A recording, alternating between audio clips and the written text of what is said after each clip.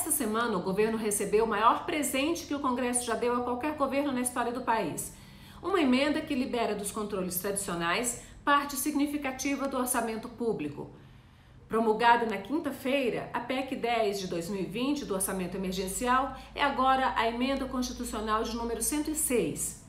Desde a rapidez de sua tramitação até o inusitado da votação virtual e as alterações na Câmara após as decisões do Senado, a votação quebrou todos os paradigmas até aqui seguidos para emendas à Constituição. Ela foi uma solução emergencial e inovadora para enfrentar uma realidade totalmente desconhecida, que exige respostas igualmente inovadoras. A emenda ainda vai gerar questionamentos judiciais. Alguns partidos, como o Cidadania, anunciaram que vão ao Supremo Tribunal Federal contra a medida. O grande problema é uma autorização que foi dada ao Banco Central para atuar diretamente no mercado de títulos secundários, como se fosse uma corretora de valores.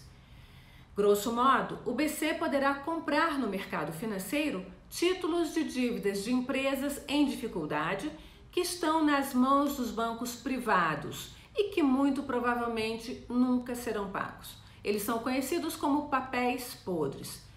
Segundo cálculos da ONG Auditoria Cidadã, essa operação pode jogar no colo do Tesouro Nacional, ou seja, no colo dos contribuintes, uma dívida potencial de R$1 trilhão, que hoje é problema dos bancos privados.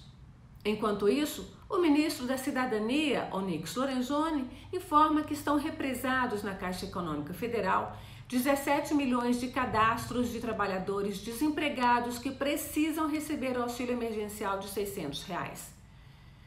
Segundo o ministro, entre 6 milhões e 8 milhões de pessoas ainda serão incluídas, o que significa que entre 9 milhões e 11 milhões de cidadãos pobres ficarão de fora. Os controles rígidos do governo se devem à preocupação com a possibilidade de o pagamento dos R$600 ser feito a quem não precisa desse dinheiro. E a matemática ensina que valores pequenos multiplicados podem gerar grandes prejuízos.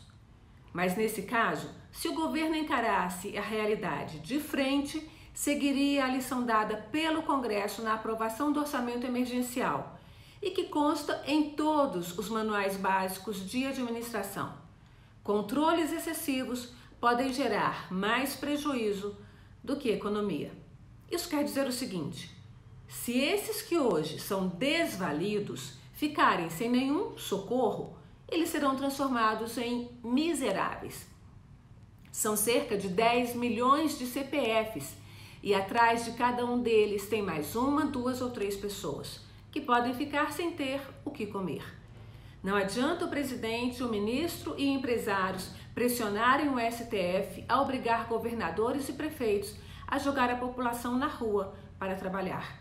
O que mostra a experiência dos países que estão retomando as atividades é que a economia só se recupera se houver planejamento e se realmente ninguém for deixado para trás.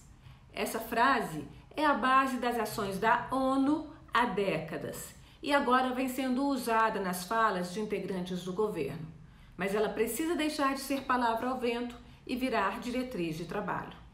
Se quiser algumas ideias, o governo pode ver o documento divulgado pela ONU na última semana de abril, chamado Um Novo Normal.